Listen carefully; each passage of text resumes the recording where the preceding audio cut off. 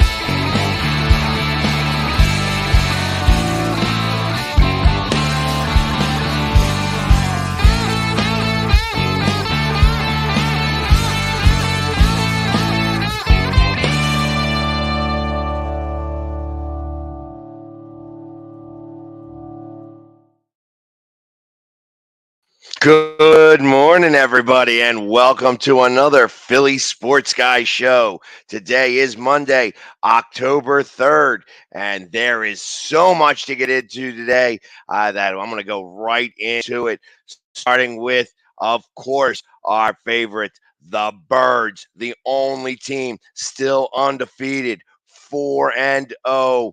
And we took on an old friend, Doug Peterson, yesterday, and the Jacksonville Jaguars. And I tell you, it obviously rained yesterday, as everybody saw. It poured. It was like somebody turned a faucet on all day long. And of course, when after the game is over, the rain stopped for a little bit, at least to get everybody out of the stadium. But it was a lot of fun out there. It was like everybody was soggy, everybody was feeling it, and the Birds took care of business. Although it started off a little funny. It's obviously.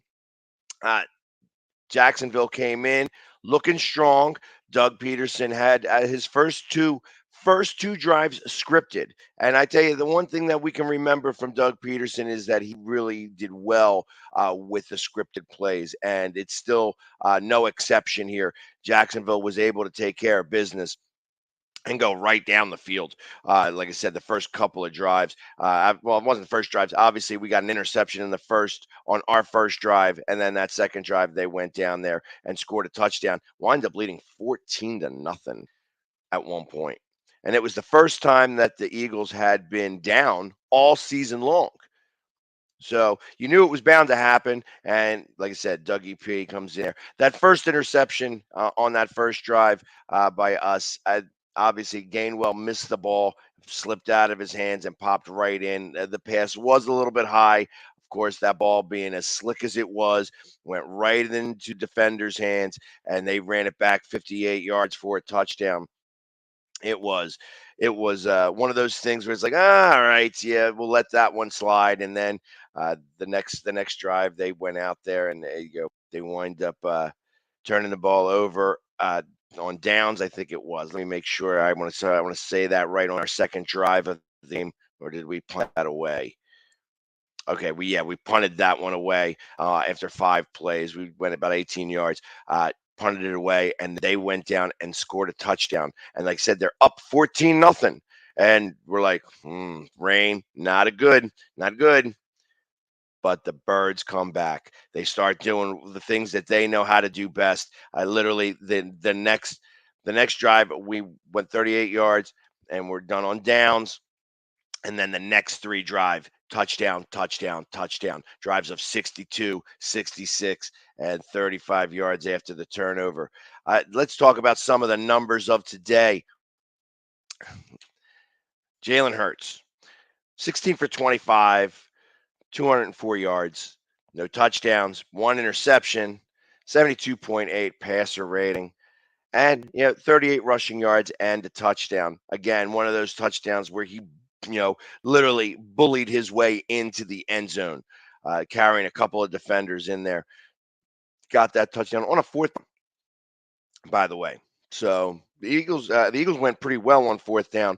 I'll talk about that in a little bit. But the other big standout was Miles Sanders. 27 touches, 134 yards, and 2 touchdowns. His best day as a Philadelphia Eagle. Also caught the ball for 22 more yards. So literally 156 yards of total offense by him. That was that almost beats that. He had more yardage than the entire Jacksonville team up until that last drive where they scored that touchdown. Because they had only 151 yards of total offense until that drive, where it was a 68-yard drive to score to get to 21 points. But literally, he was doing fantastic. Like I said, there's only 204 yards passing.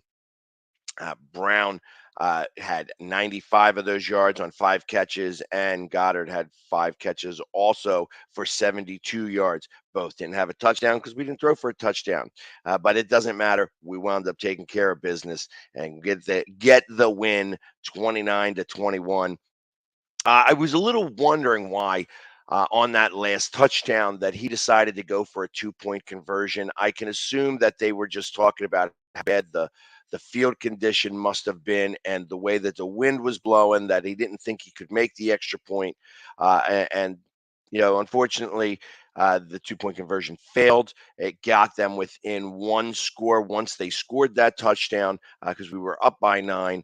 And then, of course, we missed a 2-point conversion and they scored. It was up by 8. But ultimately, they never got a chance to score again, because the time they got the ball back, it was like it was slipping out of Trevor Lawrence's hands. I still love calling him Joey Lawrence. I was calling him Joey Lawrence the entire game yesterday, just to show a little fun that we were having with him. 401 total yards of offense in a very soggy day. And like I said, that 1 interception was the only turnover by us, which was great because that ball was very, very slippery.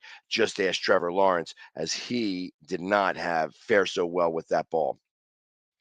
And let's talk about his numbers real quick. He went 11 for 23 for 174 yards, 2 touchdowns, 1 interception, 84.3 passer rating.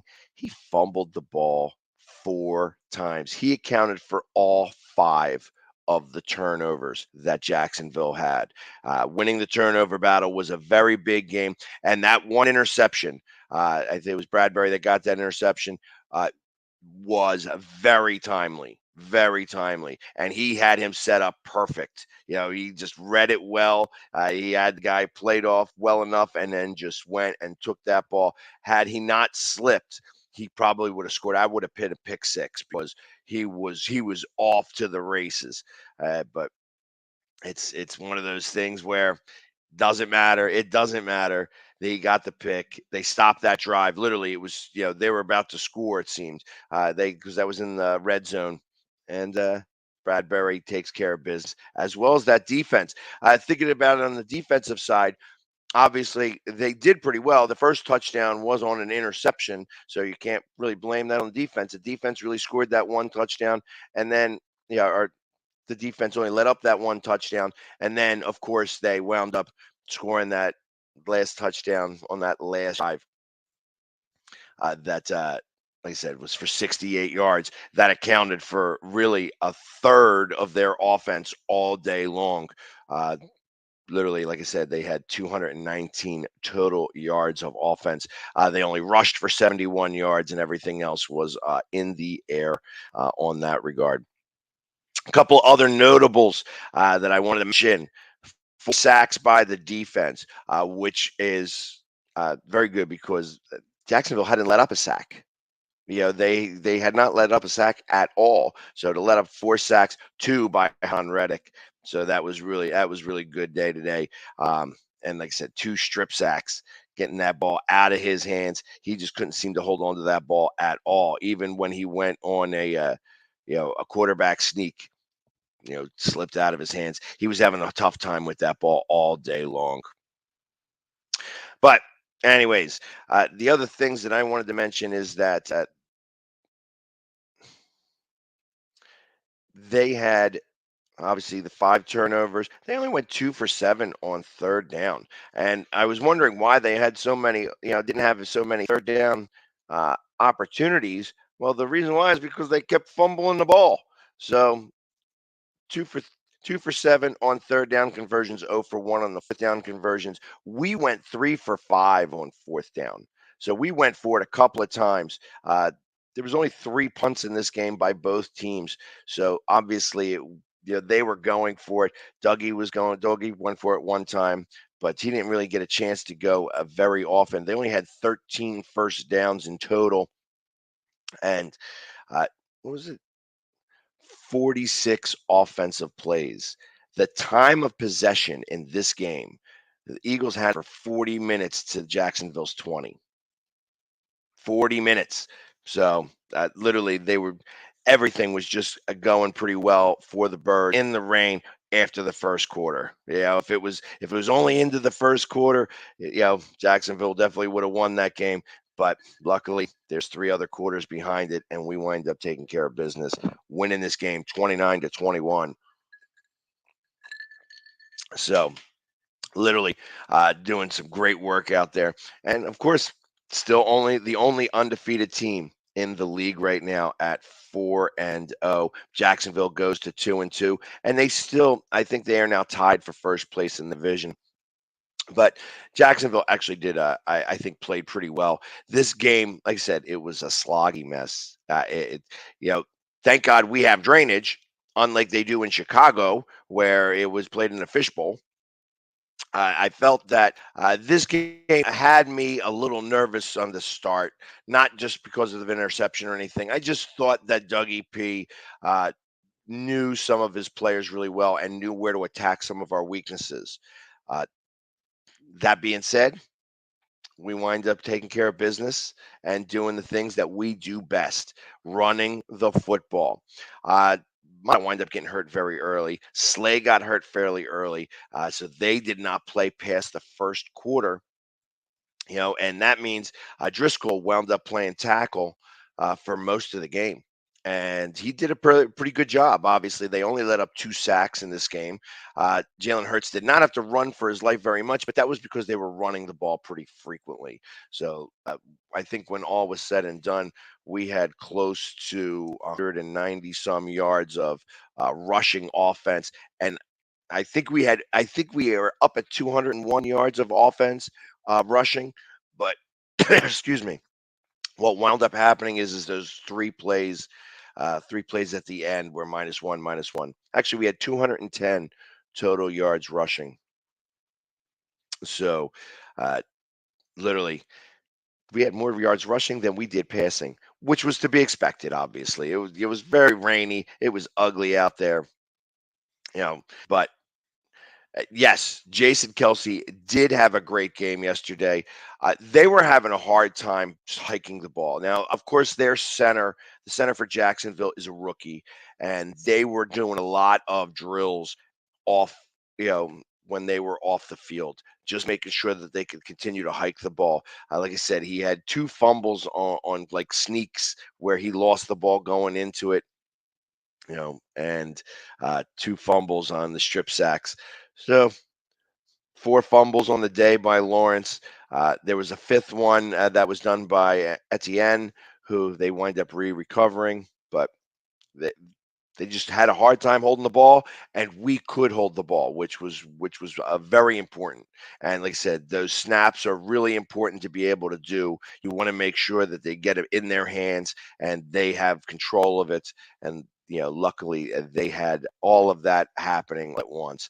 Was a great game by the Eagles in total. Another good team win, as we need. And like I says, this is what happens when you are an undefeated team. You have to beat the teams that you're playing against. Obviously, being 4-0, we played against the Vikings, who are 3-1. Jacksonville Jaguars are now 2-2, and the Washington football team is 1-3. They're at the bottom of our division. So we just taking care of business. Next week on to Arizona, and we go over and take care of business out there. Stay undefeated. Around the NFL, the other games that happened, Minnesota winds up beating the Saints over there in England. That was in the 9:30 game. They wind up winning 28-25. The Saints had a 61-yard field goal that double doinked. They went to try to tie the game at the end. It did not make it, and the Vikings come away with the victory. Los Angeles Chargers get back on the winning side of things as they go to 2-2, as they beat the Texans and keep them winless, 34-24. Eckler scoring 3 touchdowns in that one. The Giants, no passing touchdowns from Daniel Jones, but he did score 2 times, and he did hurt his ankle. But they wind up holding off the Bears to go to 3-1 in the division. Obviously they are third in the division because they lost to the Cowboys, but they wind up beating the Bears 20-12 as the Bears fall to 2-2 as well. In the high-scoring game of the day, the Seattle Seahawks outlast the Detroit Lions 48-45. At first, I thought that the Lions actually had a fairly good team, and it just seems that they can't seem to stop opposing offenses. They can score points, but it's hard to outscore somebody when you are getting 48 points scored against you. And Seattle, double digits in all 4 quarters. Smith looking like a superstar over there with 48 points. Like I said, they go to 2-2 in the division, 2-2, and the Lions drop to 1-3. Like I said, 48-45. Lots of points scored in that game. The Jets beat the Steelers. The Steelers are really starting to reel here. When they lost their Watt, from their defense, you knew that was going to be an issue, that their defense was going to be their strength. It's still the better part of their team, but they just can't seem to get it together on offense. Mitch Trubisky does not seem to be doing it. Pickett was out there playing in this game as well. Zach Wilson, first time back all year long, and he winds up getting the win. They score 14 points in the fourth quarter, and 14 points. The last one. What happened there? Fumbled into the end zone for a touchdown, and wind up winning this game 24-20 to go to 2-2, and the Steelers drop to 1-3. Doesn't look like a good season for the Steelers as of yet. The Falcons outlast the Browns. The Browns just trying to tread some water here until they get their real quarterback back. Obviously, Watson doesn't come back until week 11, and the Falcons take care of what they need to by winning this game 3-20. Both of those teams are 2-2, and the Cleveland Browns, even at 2-2, are leading the division right now because the Ravens lost yesterday. We'll get to that in just a few seconds. The Tennessee Titans, they outlast the Indianapolis Colts 24-17. Derrick Henry had 114 yards and a touchdown. They wind up beating the Colts, who are at 1-2-1. Frank Reich is on the hot seat right now. I knew Matt Ryan was not going to be as good as he said, as advertised that they thought he was going to be. I knew he wasn't going to be the guy over there, and he's just having a hard time getting the ball out and getting any long passes. He can only do those short passes anymore, which is a shame because Matty Ice was a good quarterback, obviously led Atlanta to a Super Bowl where they lost, but obviously played in a Super Bowl. He did have the skills. He just doesn't have them anymore. He's just too old. The Dallas Cowboys and Cooper Rush, never lost as a starter, continues to win. He beats the Washington Commanders 25-10. I'm just going to look at the stats real quick here to see how Carson Wentz did. 2 INTs right up his alley, 2 sacks, 1 touchdown. quarterback rating of a 56.6. That sounds like the Carson Wentz I know. And they couldn't run the ball either. Obviously, the Cowboys' defense is what's been winning these games. It's not been Cooper Rush. He's been able to manage these games well enough to win, but it's the defense really taking care of us over there for the Cowboys as they go to 3-1, and Washington drops down to 1-3. They're still looking up the Eagles' skirts though, because everybody 4-0, baby. Another game that I said at with a last-second win, the Buffalo Bills beat the Baltimore Ravens in Baltimore, coming back 17 points down to win this game.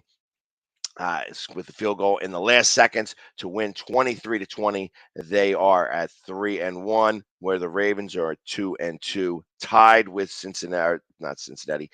Cleveland for the division lead in the AFC Central, and the Bills are tied with Miami for the lead in the AFC East. Later games, the Arizona Cardinals beat the Carolina Panthers. I didn't really think that was even a thing. You know what I mean? I thought that they were going to win this game. Murray has 2 touchdown passes, rushed for 1. He's about to come see us. Scores 16 points in the fourth quarter. Needed all 16 of those points. Carolina tried to make it close, but it just didn't seem to work. They wind up winning this 26-16. They go to 2-2 as the Panthers drop to 1-3. The Denver Broncos. Now, I have known, if you've been listening to any one of my shows, I've been telling you that the Denver Broncos are frauds. They are frauds, that this quarterback does not know how to play anymore. He should have retired. That this is, these quarterbacks, these old quarterbacks, when Brady moves and he goes and wins a Super Bowl, all these other quarterbacks thinking they're able to do the same thing. Ain't happening.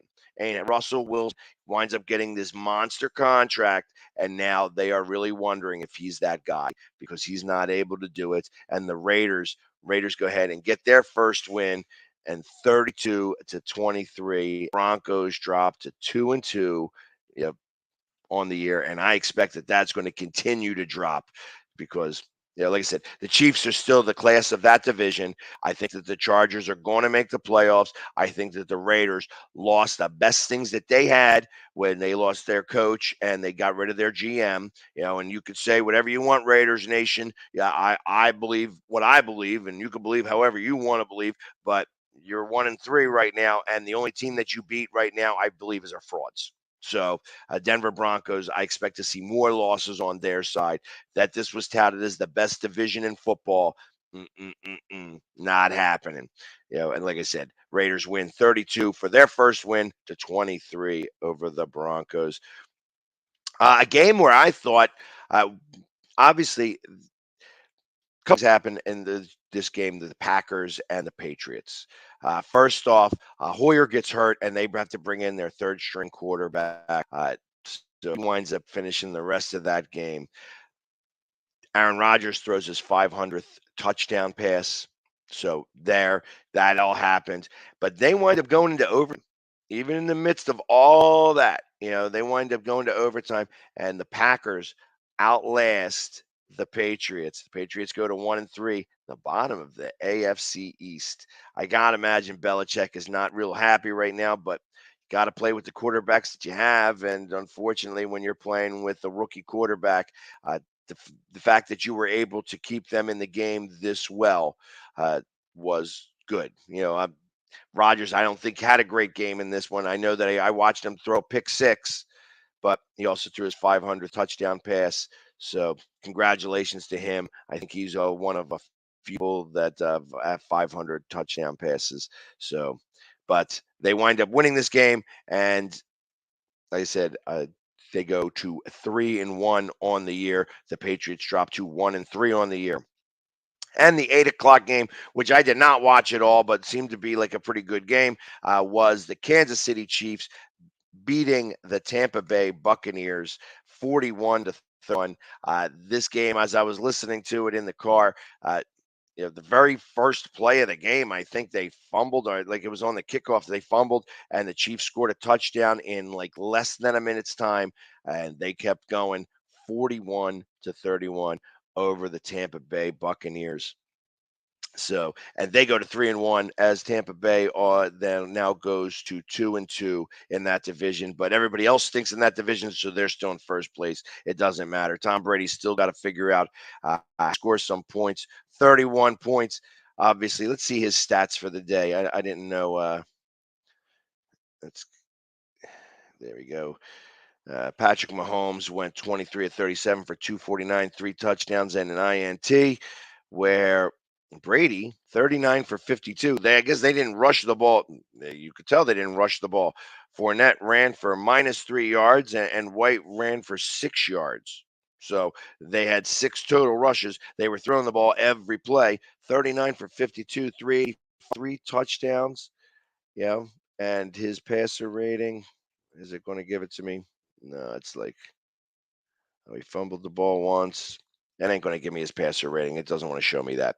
So, anyways, doesn't matter. Like I said, it's Tom Brady. We'll wind up seeing him later. He's going to wind up winning that division because everybody else in that division stinks out loud. So, Tampa Bay is going to wind up. And they only have a pretty good defense. Obviously, they got Tom Brady in there. Evans came back his suspension. I know that he scored a touchdown. So, that all being said, it was the defense. The defense is a part of their game, Chris. As I'm seeing here, Tampa has no running game, obviously, as they got 0 yards, or I think they got 3 yards in total rushing offense. And their defense is supposed to be the strongest team. We will see. We'll see what happens. And I expected Andy Reid to win that game. This was like payback for the Super Bowl a couple of years ago, as I kind of expected what was going to happen here.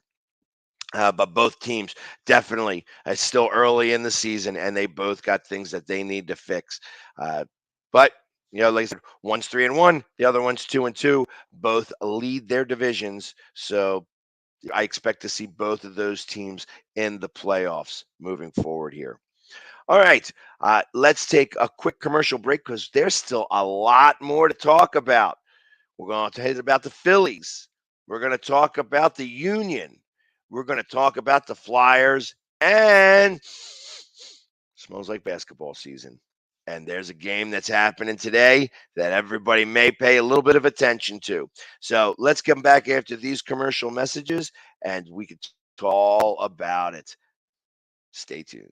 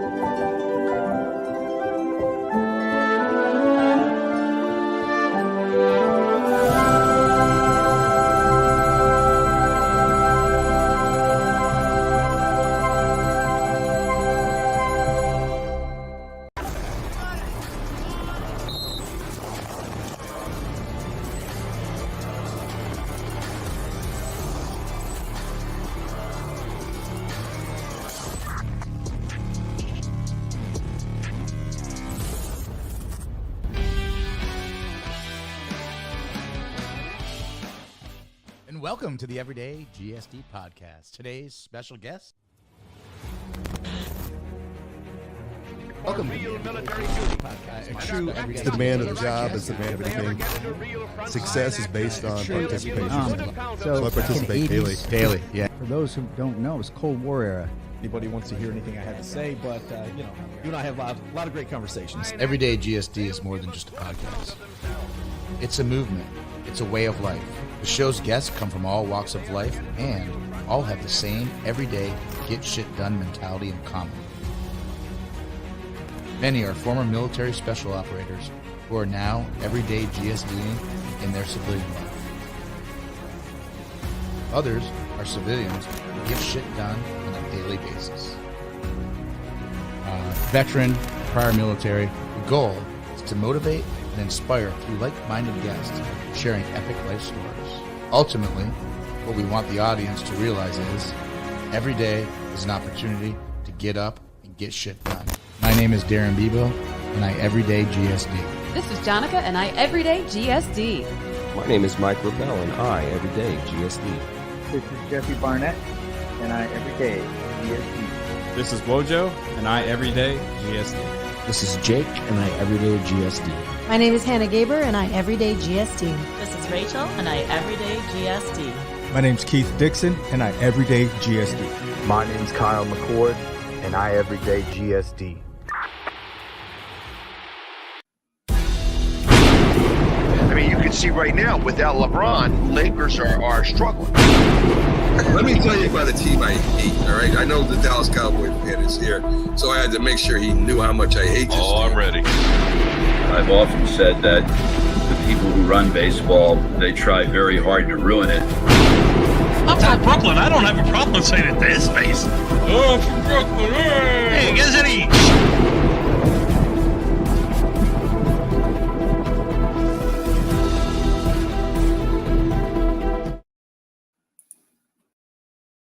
And we are back. And just to let everybody know, I wanted to make sure to get this out. We're going to start it today. I mentioned this week, but if you're going out to Arizona, you want to come to the first ever PSG Charity Open.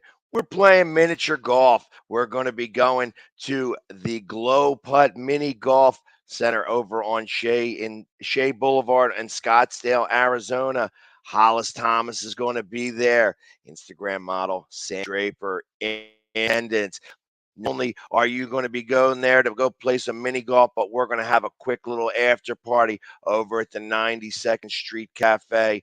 We're going to give out a couple of drinks to everybody who's in attendance, and everybody who shows up is going to have the opportunity to win a Jason Kelce autographed football. So come on down, good cause, all benefiting the Eagles Autism Foundation.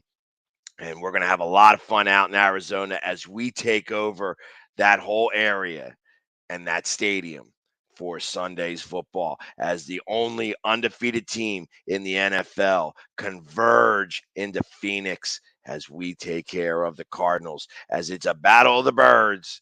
And, of course, them ugly red birds are going down. And we're going to see an old friend again, Zach Ertz, who scored a touchdown yesterday. Zach Ertz is going to be there. Obviously, he's their tight end. So we're going to see what happens as the birds fly to Arizona.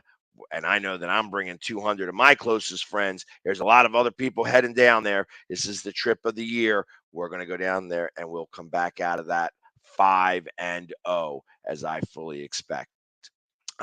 Also, another thing I want to mention to you guys, tomorrow night at Dolan's Bar, I do Philly Sports Guy Trivia. Come on out, have a drink. Let's the Phillies play, as we are getting Red October is coming. I said it was coming.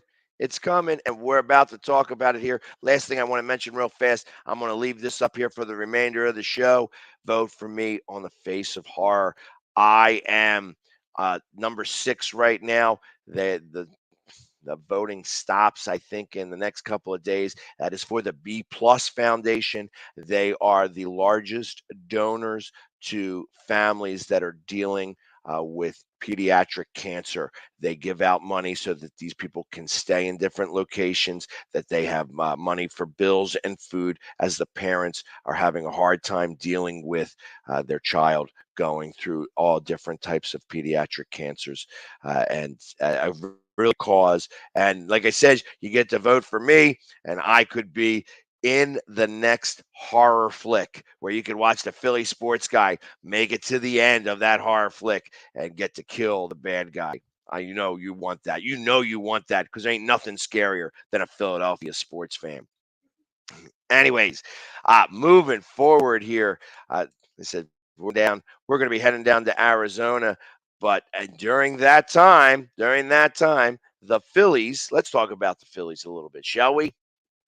Phillies, first off, since the last time you guys saw me, and, I apologize, I didn't come out on Wednesday. I didn't do my show on Wednesday, and I didn't do any shows. Or I did a show on Wednesday, but I didn't do it on Thursday or Friday this weekend. Like I said, it was a tough week for me, as some of you guys may have read that my brother passed away very suddenly this week. So we've been dealing with some of those details. So unfortunately, I probably will not have a show this Wednesday morning, as we're going to, have to deal with that with the family as we put him into the ground. Unfortunately, a great guy. He has my older brother, so 58 years old, gone very too young. And I wanted to mention that to you guys. So I will not be having a show on Wednesday, but I will be back on for the remaining part of the week, Thursday, Saturday, from Arizona. But so last time you guys spoke to me, the Phillies were getting swept by the Cubs, which 0-6 against the Cubs this year. Really, the Cubs aren't a very good team. Don't tell them, because they beat the Phillies pretty good. That being said, at the end of that, the magic number was 6 games. Then we took 3 of 4. Actually, it was 7 games. I'm sorry. We took 3 of 4 from the Washington Nationals. And we have to send a gift basket down to the Florida Marlins because they took 3 of 4 in Milwaukee. So now the magic number is 1 game. 1 game. Phillies, just so they give you all the scores in the Phillies games on Friday night. They were supposed to play a doubleheader. They only got one of those games in. The Phillies win that game 5-1. They start off the doubleheader Saturday. It was drizzling. They were going to force these games in as best as possible. Phillies lose game 2, 13-4. They win the second part of that doubleheader 8-2. And then yesterday in 6 innings, they win that game 8-1. So we wind up smashing Washington in the entire series. I think that they won, what was it, 15? They went 15-4 against the Nationals this year. So literally, if you want to get your team right, you go play against the Nationals. Interestingly enough, that's who the Mets will be playing here coming forward. And like I said, the Marlins took 3 of 4 from Milwaukee, 2 of which very like the last couple of innings, they wind up beating them, scoring a couple of runs in the 9th inning. So like I said, make sure to send your gift baskets down to the Marlins, where we actually had their number this year. It's the other way around. The Marlins are usually beating us all the time, but they wind up taking care of business, and we wind up thanking them because of it. That being said, so our magic number is at 1. All we need to do is win 1 game, and we are in the playoffs. And we start tonight with Nola. He's going to be pitching up against the Astros. And who's he going up against today? I want to say he's going up against McCullers, who is, as it pulls it up here, it's going very slow. There we go. He's 4-1. He's only got 41 innings pitched. 45 strikeouts in that, and a 2.38 ERA. Aaron Nola's 10-13, 336 ERA, 226 Ks. So we're going to need to take care of business, win 1 of these games. That being said, I want to talk about what happened with the Mets and the Braves. The Mets pooped the bed. They pooped the bed. So right now, the Braves have a 2-game lead and the tiebreaker. So right now, the Braves' magic number to win the division is also one game. That's all they have to do. They are playing against the Red Hot Marlins, who just put a big damper in Milwaukee's playoff chances. Yeah, could they do it against Braves? I don't know. I think the Braves are playing some really good ball right now. The Mets go down. They're down now. They got the top wild card spot, but are down by the division in 2 games. They need to sweep. And they're going to need to sweep the. Do I have them here? The Washington Nationals. So they got to play the Nationals, and the Braves play the Marlins. So it has to be sweeps by both the Mets and the Marlins for them to win the division. I think Atlanta's got this worked out here. I can't really say that this is like the 2007 demise, because obviously the Mets are going to make the playoffs. In 2007, they did not make the playoffs. So the Mets are going to still be in the playoffs, and they're going to be that top wild card seed. But now when you check the wild card standings, right now, Padres hold a 1-game lead for that second spot. So what does that mean in the grand scheme of things? Padres have a home game series against the Giants, and they also, their magic number to get the number 2 spot is 2 wins. They need to get 2 wins. The Phillies hold the tiebreaker against the Padres too. So if by chance we are tied at the end of this, we're going to wind up playing the Mets in the wild card. 3 games, New York. I would much rather, me personally, I would much rather play the Cardinals and go to St. Louis for 3 games, because the Mets have had our number all year long. But we're going to play who we're going to play. So we'll see what absolutely happens there. But like I said, Mets falling out of grace, losing the division, leading the division all year long, losing it at the end. And like I says, all Atlanta's got to do is win 1 game, and they clinch the division. And like I said, the Padres got to do their thing. The Padres have, like I said, 3 games against the Giants. The Brewers are playing the Diamondbacks. The Phillies are playing the Astros, and Atlanta's playing the Marlins. So lots going on there. I fully expect that we'll have an answer here within the next 2 days. The Diamondbacks aren't necessarily a bad team. Who are they? Let me see who's pitching for the Diamondbacks today up against the Brewers. And it is, this guy's got a 6 ERA, so there ain't nothing special happening there. He's 3-4, 40 innings pitched, and 31 strikeouts and 19 walks. So I expect that Brandon Woodruff, who is 13-4 with a 3.05 ERA, he's going to win their game. But all the Phillies got to do is take 1. All we got to do is win 1 game, and we clinch a red October. So unless the Astros come out and sweep us, and the Brewers sweep the Diamondbacks, both are possible. Red October is coming here very, very soon, and it will be very exciting. I wouldn't mind seeing them go. I wouldn't mind seeing them going up to New York, because I know that we would be able to get some Philly fans up there. St. Louis, it's going to be a lot of red anyway, so you wouldn't be able to tell Phillies fans from Cardinals fans. I just think it's going to be a lot easier place for us to play in St. Louis than it will in New York. But let's see what happens, because obviously the Braves smacked around both DeGrom and Scherzer to win these games. So it's anything could happen. Anything could happen come moving forward here. But I'm fully expecting. We said the Red October was coming. The hunt for Red October was on, and we found him. And it's going to be 1 game to get in there, and let's take care of business.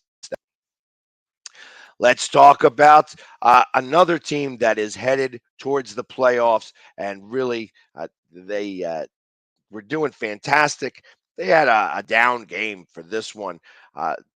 The Philadelphia Union, went to the Charlotte FC down in Charlotte and got taken advantage of. I mean, I'm not sure if they just weren't feeling it, if they just weren't ready for this game. They wind up losing this game 4-0, very un-Union like. Literally, Blake letting up 4 goals is, something on its own. They've only let up 22 goals this year up before this game. So literally 20% of the goals that they've given up this season happened in this game. And like I said, you're always going to have a down game. Losing 4-0. Daniel Rios for Charlotte scores all of the goals. And I know that nobody, if you've gone to soccer and you know about soccer, it's going to be, moves fairly slow. Score 2 goals is good. A hat trick of goals is great. 4 goals in a game is absolutely amazing, and that's what he had. He had a very memorable day, scoring 4 goals against the Union. The Union, because of this, is likely not going to win the Supporter Shield, and really all that means is that if everybody holds serve in the playoffs, that we will have to go to LAFC for the championship game. If LAFC does not make it to the finals, the Union will wind up playing at home for that, but that's the only team that they will have to go away for in the playoffs. Everybody's got to, the MLS playoffs are going through Philadelphia. And like I said, we only have 1 game left. And let's take care of business there and wind up getting ready for the playoffs. And the playoffs finals would wind up happening, after we come back from Houston, when the Eagles take care of business against the Texans. That's on a Thursday night football. That Sunday would be the MLS Cup. So we could be wind up seeing the Union, and the whole city would be around and ready for a championship in the MLS soccer. So we're looking excited. We're getting excited for that. Like I said, they had a down game. They're allowed to have one. They lose 4-0 to Charlotte. Charlotte's not even, I think they're maybe a fringe playoff team. They might need a lot of help to get in there, but ultimately 4-0. Wind up losing. And one of the things that I was mentioning there, Wagner winds up getting a red card, 2 yellow cards, winds up getting a red card. So when that happens, it was 11-10 for the last 20 minutes of that game. And, ultimately that makes it a lot harder to score goals when you're down a man. It's like being on a power play for 20 minutes. So it's not the easiest thing in the world to do. And they wind up, Charlotte winds up winning that game. The Flyers played a couple of games this weekend. I know that nobody really likes to hear about the Flyers very much at all, that they are not going to have the best team this year. And it's a shame because, the Flyers, the NHL is a much better product when the Flyers are doing well. The Flyers are not going to do very well this year. And it doesn't matter how well Tortorella tries to coach this team. They just do not have the talent to be able to do anything real well. So they wind up getting beat by Boston 4-0 on Saturday, and then 2-1 by the Isles yesterday. So they have not been doing very well. But again, not the biggest deal. It's only preseason.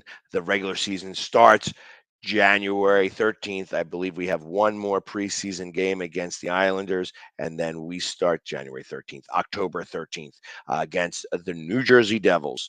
So we'll look to see what happens there as we move forward. And today, this evening, there is another team that's playing. It's that time of year. And this is one of these rare times when all of the teams are playing within a 24-hour or 48-hour time span. And today, the 76ers start their preseason against Ben Simmons. That's right. You're going to see Ben Simmons in a basketball uniform. He's going to be out there, and hopefully he doesn't get hurt. But they're playing up in Brooklyn, so I expect he'll be fine. He's going to finally play against the Sixers in the first preseason game of the year. The Brooklyn Nets are hosting the Philadelphia 76ers in preseason action. That game starts at 7:30 tonight. I'm sure somebody's going to be showing it. So I know that everybody is interested in seeing, one, what Ben Simmons looks like in a Brooklyn Nets uniform. Two, he's going to shoot the ball at all. I'd be willing to bet that it's preseason. He's going to hit 5 3-pointers, or at least try to shoot 5 3-pointers, just because he wants to, think it's going to be a joke, think it's going to be funny. Haha. But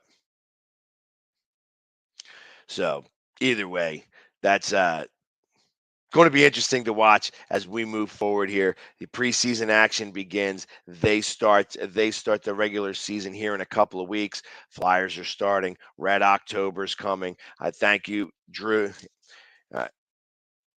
Andrew, to let me know that Gallen is on the mound tomorrow. That's where we're going to expect to get our win. I think that we're going to wind up beating the Astros tonight. I think that Nola takes care of business. The bats a little hot from yesterday, and they wind up beating the Astros, who are really not playing for much of anything at all. They're probably going to have this starter. They wanted to get him some pitches. I expect that he'll go 4 or 5 innings, and that's it. They're going to pull him out and get him rest for the playoffs moving forward here. That they are just going through some motions here. They want to make sure to leave this series healthy and have everybody ready to go once they get to the playoffs. And they're obviously got the number 1 seed in the AL. So they're going to wind up playing whoever bottom part of the wild card, which could very well be. I don't even check the other wild cards when I was going through all that stuff. Let's see who's in the wild card for the American League. The Blue Jays, the Mariners, and the Rays. It looks like the Mariners, they're a game and a half up with obviously 3 games left against the Rays, that they are. Yeah, okay. The Orioles are out, absolutely out. All right, because it doesn't have them has a mark next to them saying that they are out. So it looks like it's going to be the Rays against the Guardians and the Mariners against the Blue Jays, as the Mariners break a 31-year drought or something like that, and they get into the playoffs, all off of that rookie J-Rod. So J-Rod, signed there for a long time. He's going to be doing pretty well over there. Gets them into the playoffs as they go up there. And they Rays, obviously they are a team that, one, seems to always be in the playoffs. Two, have the pitching to be able to sustain being in the playoffs. The Cleveland Guardians also have really good pitching. That's going to be a very interesting matchup. And of course, the bottom team who wins that is going to wind up playing the Astros, who've got 104 wins. And I think that they are, let's see. The Dodgers have 110 wins. Wow. So the Dodgers are the best team in baseball right now, followed by the Astros.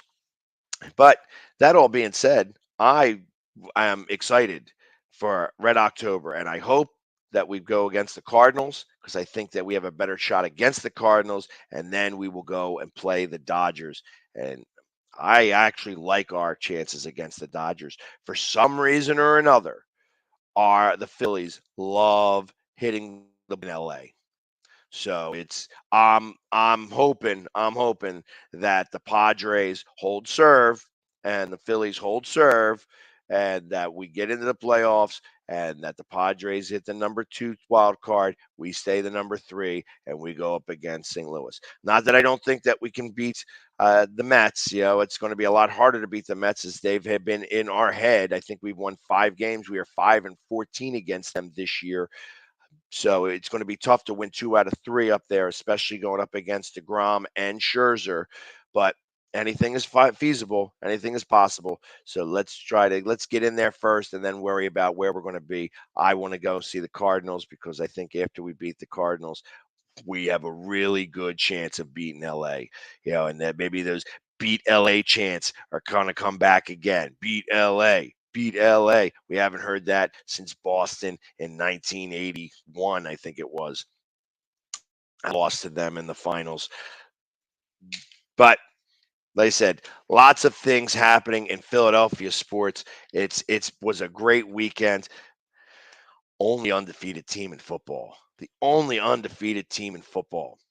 And not that that's a big deal because it's only 4-0. If it was 8-0, then it's a whole different scenario. And all these people that saying that we're beating soft teams, Jacksonville had a winning record. Minnesota has got a winning record. Don't listen to them. Those guys are just crying because they aren't undefeated. That's how that works. I get tons of hate all the time.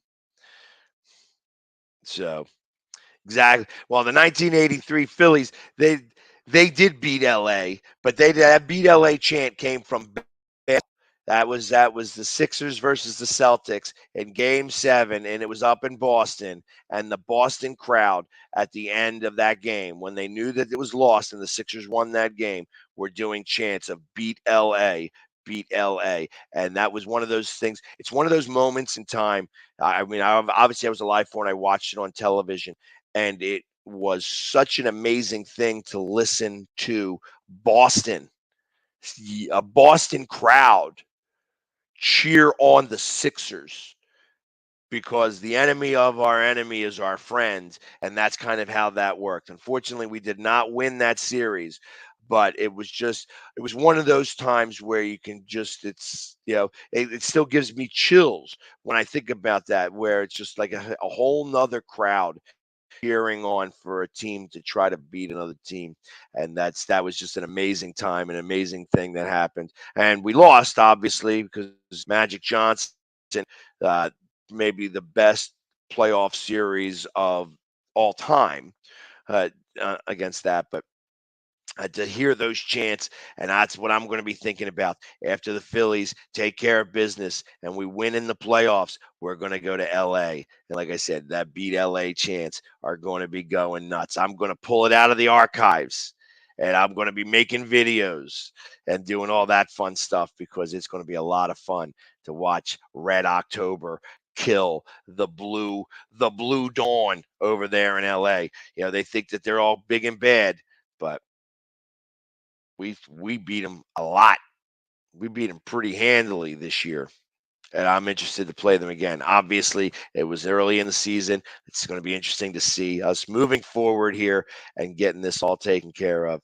Let's say, got to get in there first. Let's take care of business, win today, rest everybody up, and get ourselves together for either the Mets or for the Cardinals. And let's take care of business. Got to do that. As we get all excited, I'd love to see us beat 2 Cardinals in one day. On Sunday, that would absolutely happen. We would wind up playing the Cardinals. I think it was Friday, Saturday, Sunday. So if it went to Game 3, the Eagles would be playing the Arizona Cardinals, and the Phillies would be playing the St. Louis Cardinals. Be great to kill two Cardinals in one. That'd be a lot of fun, and it's going to be very exciting. A lot of excitement happening here. I said the Flyers start on the 13th against the Devils. Sixers starting preseason. They're going to get started here at the end of the month.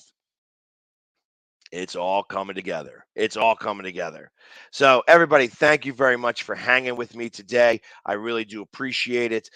We are going to be back again tomorrow morning. It's only back to a half-hour show where I'm going to be talking about everything that happened yesterday. Obviously, we're going to be watching some Ben Simmons. We're going to be watching, the Phillies take care of business against the Astros. That's a little bit of a later start today. I want to say that it is an 8:10 start. So come on and hang out tomorrow. We're going to be doing trivia over at Dolan's Bar. So come out, watch the Phillies. If they don't win today, they'll definitely win tomorrow. I have no doubts in my mind that we finish up this season strong, and we go into the playoffs hungry, because it's time to eat. And I want some Red October. But everybody, thank you very much for hanging with me. And as always, go. Yeah. Please make sure to vote for me for the Faces of Horror. I really appreciate it. And donate whatever you can to the B+ Foundation. Thanks again, guys. Take care.